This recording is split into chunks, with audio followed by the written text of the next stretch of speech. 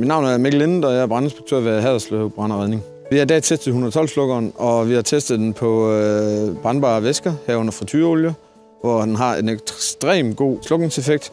Vi har testet den på faste stoffer, sofa, træ og deslige.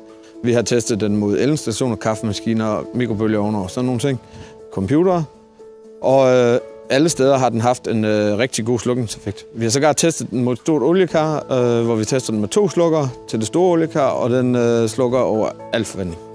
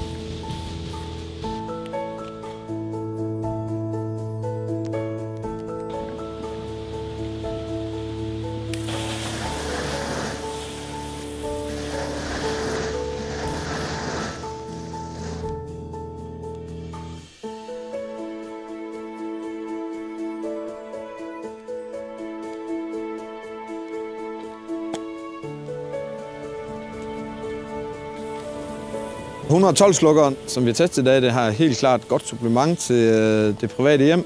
Den kan slukke mange af de her brande, som opstår på komfurer og andre steder, fjernsyn, tv, i det private hjem. Og den har en rigtig god slukningseffekt på de ting.